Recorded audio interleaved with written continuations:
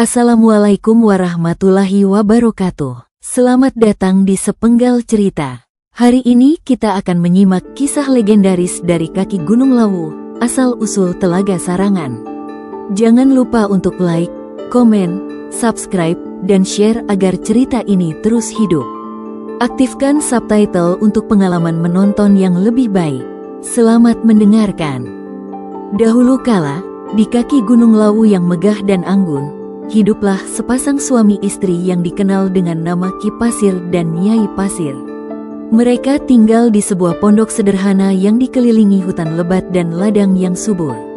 Kehidupan mereka jauh dari hiruk-pikuk desa, namun penuh kedamaian dan kesejukan alam. Setiap pagi, suara burung bersahut-sahutan dan angin pegunungan meniupkan aroma embun yang menenangkan.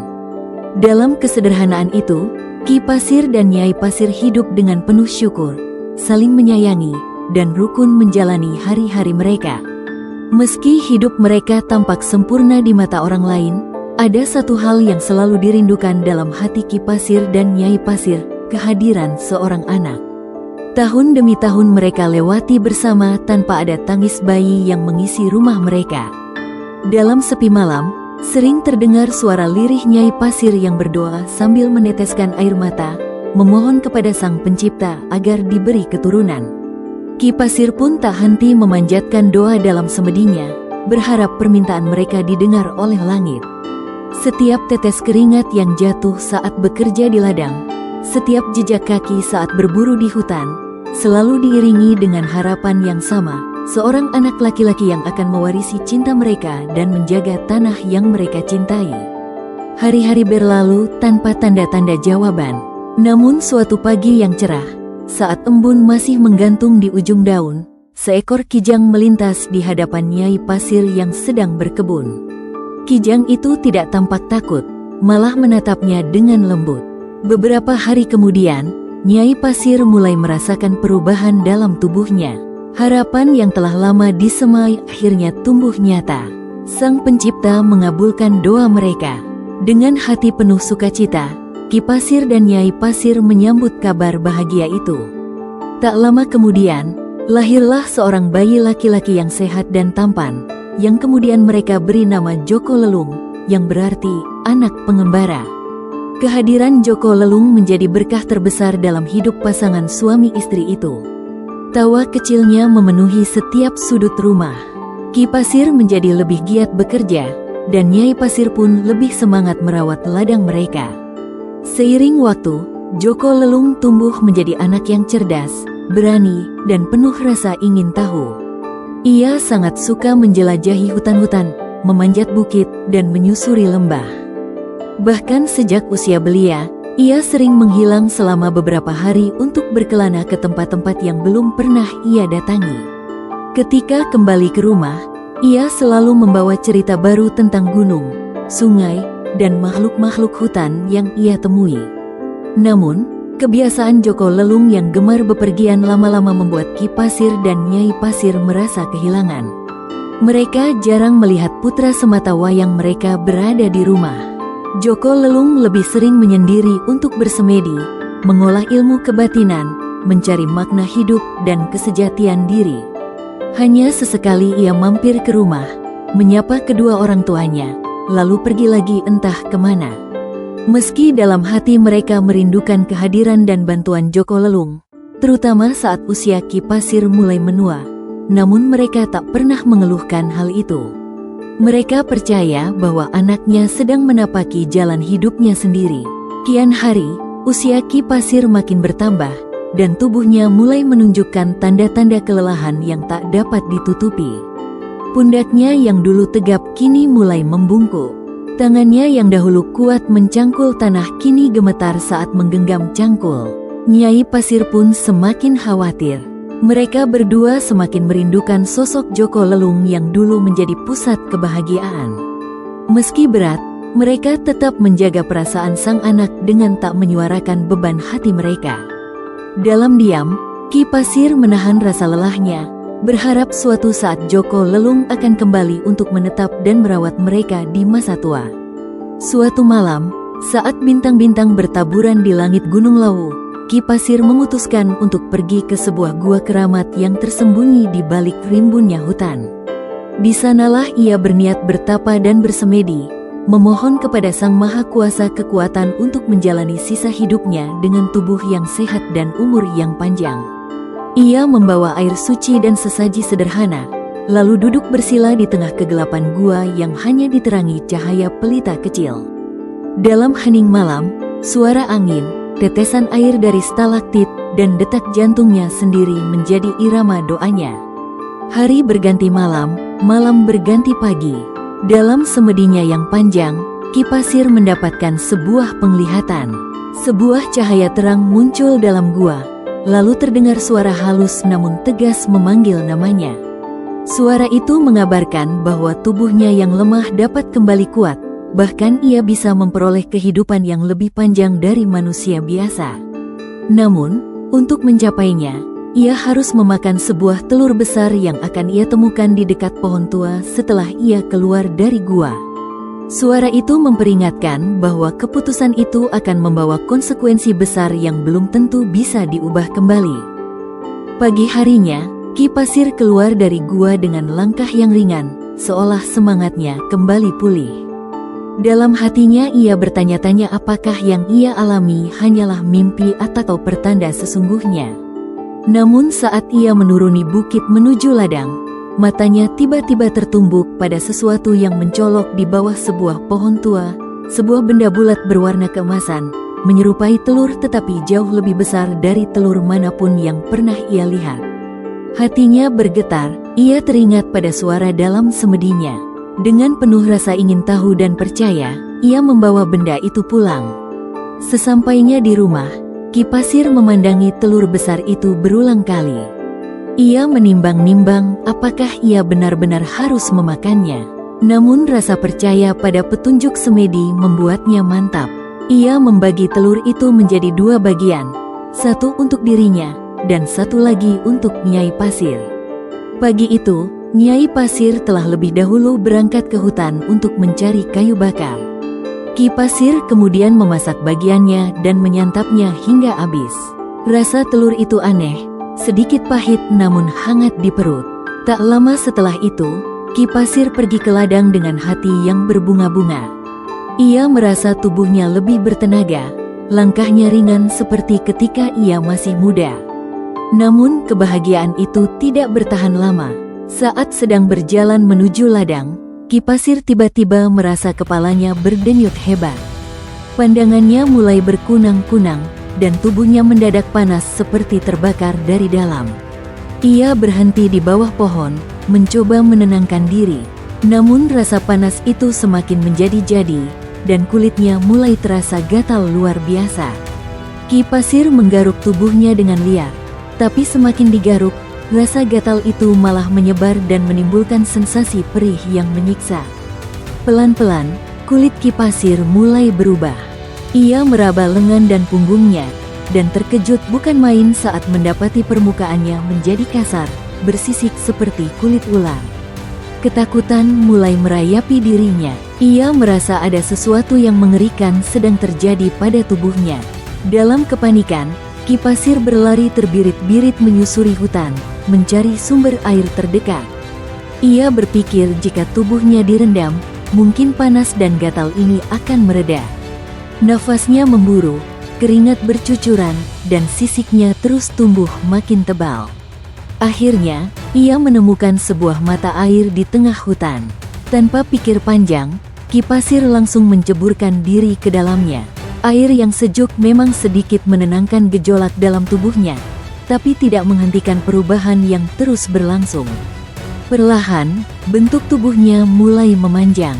Tangan dan kakinya menghilang, digantikan ekor bersisik yang kuat. Wajahnya berubah, matanya melebar dan lidahnya terbelah dua. Dalam waktu singkat, Ki Pasir tak lagi menjadi manusia.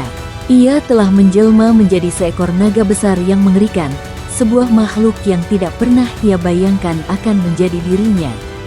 Sementara itu, di tempat lain, Nyai Pasir baru saja kembali dari hutan, membawa seikat kayu bakar di pundaknya. Peluh membasahi dahinya, dan kakinya terasa letih menapaki jalan setapak menuju rumah. Saat ia membuka pintu rumah, ia melihat ada makanan yang sudah disiapkan Ki Pasir. Tanpa curiga, ia duduk dan memakan sisa telur yang telah dibagi oleh suaminya. Rasa telur itu membuat tubuhnya hangat, dan ia mengira itu karena kelelahan setelah seharian mencari kayu. Namun tak lama kemudian, gejala aneh mulai menyerangnya. Rasa panas menjalar dari perut ke seluruh tubuh, disertai rasa gatal yang tak tertahankan. Nyai Pasir bangkit dengan tubuh gemetar. Ia memegangi dinding rumah, mencoba menahan rasa sakit. Dengan napas tersengal-sengal, ia keluar rumah dan berjalan sempoyongan ke ladang, berharap bisa menemukan Ki Pasir untuk meminta pertolongan. Tapi ladang itu kosong, tidak ada Ki Pasir di sana. Tidak juga suara-suara yang biasa menandakan kehadirannya. Nyai Pasir memanggil-manggil suaminya dengan suara lirih yang semakin panik. Tak ada jawaban, ia pun menelusuri jalan ke hutan, mengikuti arah samar-samar jejak kaki yang masih terlihat di tanah. Langkahnya tergesa, meskipun tubuhnya semakin berat dan kulitnya mulai bersisik seperti suaminya. Sayup-sayup, Nyai Pasir mendengar suara gemuruh yang aneh dari arah mata air di tengah hutan. Suara itu seperti auman binatang besar yang sedang mengamuk di dalam air. Rasa penasaran dan rasa sakit bercampur menjadi satu, mendorong Nyai Pasir untuk terus berjalan meski lututnya mulai melemah. Ia merunduk di balik semak belukar dan terkejut luar biasa melihat seekor naga raksasa mengamuk di dalam mata air. Tubuh naga itu berwarna keperakan, sisiknya berkilauan diterpa cahaya matahari, dan sorot matanya tajam penuh kemarahan. Namun, entah mengapa, ada sesuatu yang terasa akrab dari gerak-gerik naga itu. Nyai Pasir menatap lebih lama, dan hatinya bergetar. Ia merasa yakin bahwa makhluk mengerikan itu adalah suaminya, Ki Pasir. Ia mengenali sorot mata yang sama, gerakan yang sama, dan kegelisahan yang sama yang sering Ki Pasir tunjukkan. Nyai Pasir terseduh. Sebelum sempat bersuara, tubuhnya terhuyung, kehilangan keseimbangan, dan terguling ke arah mata air. Saat tubuhnya menyentuh air, rasa panas dan gatal dalam dirinya memuncak. Dalam sekejap, perubahan mulai terjadi pada tubuh Nyai Pasir. Tubuhnya memanjang, kulitnya bersisik, dan wajahnya berubah menyerupai naga. Ia menjerit dalam batin, namun suara itu tertelan dalam perubahan wujud yang tak bisa dihentikan. Tak lama kemudian, Nyai Pasir telah sepenuhnya berubah menjadi naga, dan kini berenang bersama Ki Pasir di mata air yang sama. Ia menghampiri suaminya, marah dan sedih pada waktu yang bersamaan, karena merasa dijebak oleh takdir dan tidak diberitahu sebelumnya tentang nasib yang akan menimpa dirinya. Ki Pasir yang kini telah menjadi naga, juga merasa putus asa. Dalam tubuh barunya, ia tidak bisa lagi menyampaikan penyesalannya kepada istrinya. Namun amarahnya terhadap alam dan nasib justru semakin memuncak. Ia merasa telah dikutuk menjadi makhluk mengerikan karena hanya ingin hidup lebih lama dan membantu istrinya. Di tengah rasa kecewa dan amarah itu, Ki Pasir menggeram keras, hingga air di mata air itu beriak hebat. Ia mengajak Nyai Pasir untuk mengamuk dan menumpahkan segala amarah mereka dengan menenggelamkan Gunung Lawu yang dianggap telah menjadi saksi dari perubahan tragis ini. Nyai Pasir, yang juga telah kehilangan sisi kemanusiaannya, menyetujui ajakan suaminya. Kedua naga raksasa itu lalu mulai berenang berputar-putar di dalam mata air, menciptakan pusaran besar yang mengguncang tanah di sekitarnya.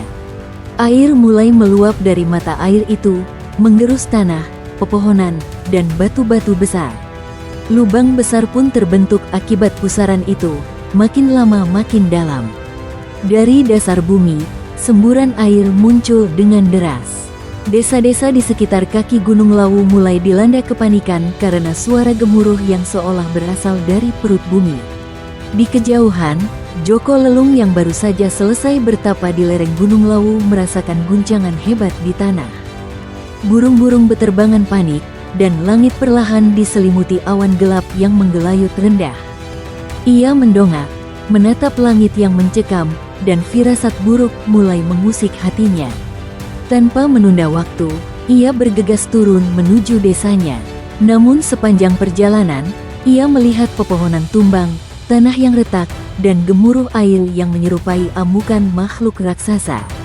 Ketika Joko Lelung tiba di rumah, hatinya langsung diliputi kecemasan. Rumah itu kosong, tak ada asap dari dapur, tak ada suara ibunya memanggil, dan tak ada bayangan ayahnya yang biasanya menunggu di beranda. Ladang mereka juga sunyi. Joko Lelung segera menyusuri jejak-jejak kecil yang tertinggal di tanah, menuju arah mata air di hutan. Ia mulai merasa ada yang tidak beres, terlebih saat mendengar suara gemuruh makin keras dari arah itu. Sesampainya di mata air, Joko Lelung terpaku. Di hadapannya, 2 ekor naga raksasa tengah berputar-putar mengamuk, menciptakan pusaran air besar yang menggila. Air telah membanjiri sebagian besar hutan, dan lubang besar mulai terbentuk di tengahnya. Namun lebih dari itu, mata Joko Lelung menangkap sesuatu yang tidak mungkin disangkalnya. Naga-naga itu menatapnya dengan sorot mata yang sangat ia kenali. Ia menggigit bibir, gemetar, saat menyadari bahwa kedua makhluk itu adalah ayah dan ibunya sendiri. Tangis Joko Lelung pecah. Ia merasa terlambat. Ia menyesali kepergiannya yang terlalu lama, menyesali bahwa selama ini ia tidak pernah benar-benar berada di sisi kedua orang tuanya saat mereka butuh bantuan. Kini, mereka telah menjadi makhluk asing, terjebak dalam amukan yang bisa menenggelamkan alam sekitar. Dalam keheningan di tengah riuh gemuruh itu, Joko Lelung duduk bersila, menundukkan kepala dan memusatkan seluruh energi batinnya. Ia mulai berdoa, memohon kepada Sang Pencipta agar alam semesta berbelas kasih pada kedua orang tuanya. Ya Sang Pencipta, lirih Joko Lelung dalam hati, tundukkan amarah ayah dan ibu, kembalikan jiwa mereka kepada kedamaian. Jangan biarkan murka mereka menenggelamkan bumi yang mereka cintai. Doa itu ia lantunkan berulang-ulang, dari lubuk hati yang terdalam. Angin yang sebelumnya bertiup kencang mulai mereda. Awan perlahan menipis, cahaya keemasan menyinari pusaran air, dan tubuh kedua naga itu mulai memancarkan sinar yang lembut, seperti disentuh oleh kekuatan ilahi yang menenangkan. Kedua naga raksasa itu perlahan memperlambat gerakan mereka. Dari sorot matanya yang tadinya menyala penuh amarah, kini tampak keraguan dan kesedihan yang dalam. Mereka melayang tenang di atas pusaran air, seakan mendengar dan meresapi doa tulus Joko Lelung. Tubuh mereka yang besar berkilauan diterpa cahaya lembut dari langit, dan suara gemuruh yang sebelumnya mengguncang bumi kini berubah menjadi desir pelan air yang menenangkan. Joko Lelung membuka matanya perlahan, menatap ke arah pusaran air yang kini mulai tenang. Ia melihat ayah dan ibunya menatapnya dari dalam wujud naga mereka untuk terakhir kalinya. Ada isyarat perpisahan yang tak terucap, namun terasa begitu kuat. Perlahan-lahan, tubuh kedua naga itu menyatu dengan air, menyelam lebih dalam hingga akhirnya menghilang sepenuhnya ke dalam dasar telaga yang baru saja terbentuk dari amukan mereka.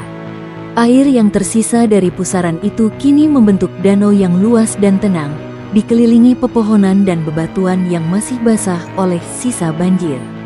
Di tengah danau itu muncul sebuah pulau kecil, seolah menjadi tanda abadi akan keberadaan 2 sosok yang kini telah tiada. Joko Lelung berdiri mematung di tepian telaga, air matanya mengalir tanpa henti. Di satu sisi, ia bersyukur karena bencana telah terhenti, tetapi di sisi lain, hatinya remuk oleh kehilangan. Hari-hari berikutnya, Joko Lelung tetap tinggal di sekitar danau itu. Ia membangun sebuah tempat semedi di pinggir telaga untuk mengenang kedua orang tuanya. Setiap hari ia berdoa, bersujud dalam hening, agar roh ayah dan ibunya diberi kedamaian. Ia juga mulai menceritakan kisah ini kepada warga desa yang datang, agar mereka tahu bahwa telaga ini bukanlah telaga biasa, melainkan warisan dari cinta dan pengorbanan sepasang suami istri yang ingin hidup abadi demi kebahagiaan keluarga mereka. Lama-kelamaan, tempat itu dikenal dengan nama Telaga Pasir, untuk menghormati Ki Pasir dan Nyai Pasir. Namun seiring berjalannya waktu, masyarakat menyebutnya Telaga Sarangan. Penduduk dari berbagai penjuru datang untuk menikmati keindahan telaga yang luas dan jernih itu. Tetapi bagi Joko Lelung dan mereka yang tahu kisah aslinya, Telaga Sarangan adalah tempat sakral, tempat di mana cinta, kerinduan, dan penyesalan bersemayam dalam diam airnya yang tenang. Seiring berlalunya waktu, masyarakat sekitar mulai merasakan bahwa Telaga Sarangan membawa kesejukan dan kesuburan bagi tanah-tanah di sekitarnya. Air dari telaga itu mengaliri sawah dan ladang, memberi kehidupan bagi tanaman dan binatang. Warga mulai percaya bahwa roh Ki Pasir dan Nyai Pasir, dalam wujud naga penjaga, masih bersemayam di dasar telaga. Mereka yakin, selama telaga itu dijaga dan dihormati, keberkahan akan terus mengalir untuk generasi ke generasi. Namun, kepercayaan itu tak hanya berhenti dalam cerita. Setiap menjelang bulan Ramadan, masyarakat mengadakan upacara adat bersih desa yang disebut Larung Sesaji. Mereka meyakini bahwa dengan memberikan sesaji hasil panen ke tengah telaga, mereka sedang menyampaikan penghormatan kepada leluhur yang telah menjaga telaga. Upacara ini juga menjadi simbol tolak bala, sebagai permohonan agar telaga tetap tenang, tidak murka, dan terus memberi kehidupan. Sesaji berupa hasil bumi seperti padi, buah, sayur, dan kue-kue tradisional diletakkan di atas perahu kecil lalu dilarung ke tengah telaga. Orang-orang tua berpakaian adat memimpin doa-doa sambil memanggil nama Ki Pasir dan Nyai Pasir. Meski tubuh mereka telah lama tiada, nama keduanya terus disebut sebagai pelindung dan leluhur agung. Di antara penduduk, masih banyak yang merasa bahwa di malam-malam tertentu, bisa terdengar suara rintihan lembut dari dasar telaga, suara penyesalan dua naga yang dahulu pernah kehilangan kendali. Joko Lelung, meskipun hidup menyendiri, tetap menjadi panutan dan penjaga nilai-nilai warisan orang tuanya. Ia menolak kekuasaan, kekayaan, dan kehormatan duniawi. Ia lebih memilih menjaga telaga, menyatu dengan alam, dan menjadi penghubung antara manusia dan roh leluhur. Usianya terus bertambah, namun wajahnya tetap tenang dan teduh, seakan semangat semedi dan cinta orang tuanya telah menjadi bagian dari darah dan jiwanya. Suatu hari, Joko Lelung menghilang dari sekitar telaga. Warga yang mencarinya hanya menemukan jejak langkah menuju pulau kecil di tengah danau, dan setangkai bunga teratai yang mengambang di atas air. Sejak itu, muncul keyakinan baru bahwa Joko Lelung telah bersatu dengan alam, menjadi penjaga abadi Telaga Sarangan, bersama roh kedua orang tuanya. Kisah mereka menjadi legenda yang diceritakan turun-temurun, sebagai pengingat akan cinta, pengorbanan, dan keangkuhan manusia di hadapan takdir. Pulau kecil di tengah Telaga Sarangan kini dianggap sebagai tempat suci. Tidak ada satupun warga yang berani merusaknya. Mereka percaya bahwa di pulau itulah ruh Joko Lelung bersemayam bersama ayah dan ibunya. Setiap kali kabut turun dan telaga tampak sunyi, warga akan menundukkan kepala dan membisikkan doa, seolah tengah menyapa ketiga penjaga telaga yang tak kasat mata. Waktu terus berjalan, tetapi legenda tentang Ki Pasir, Nyai Pasir, dan Joko Lelung tidak pernah pudar. Anak-anak kecil tumbuh dengan cerita ini yang diceritakan oleh kakek dan nenek mereka saat malam tiba.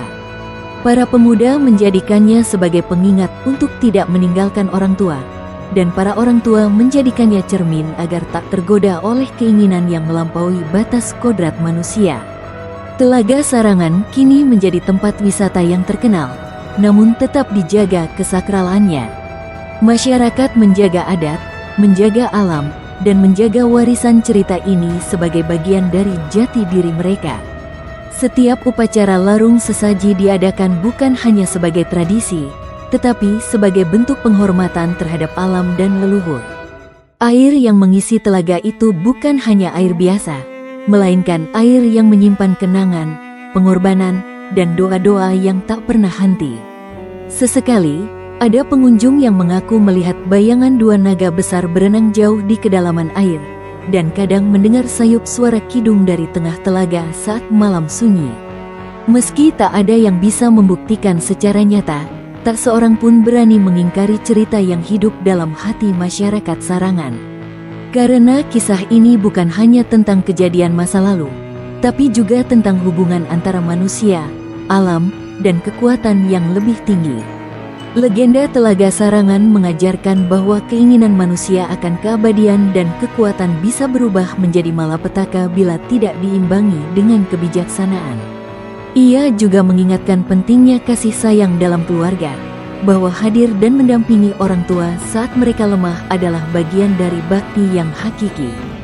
Dari Ki Pasir dan Nyai Pasir kita belajar tentang kerendahan hati, dari Joko Lelung kita belajar tentang penyesalan, dan dari telaga ini, kita belajar bahwa alam menyimpan kisah yang abadi, kisah yang hidup untuk mengingatkan manusia agar selalu bersyukur, bersabar, dan bijaksana dalam menjalani takdir. Sekian kisah asal mula Telaga Sarangan di Jawa Timur. Semoga kita selalu dapat mengambil pelajaran berharga yang ada. Ikuti terus kisah dan cerita menarik lainnya hanya di Sepenggal Cerita. Sampai jumpa.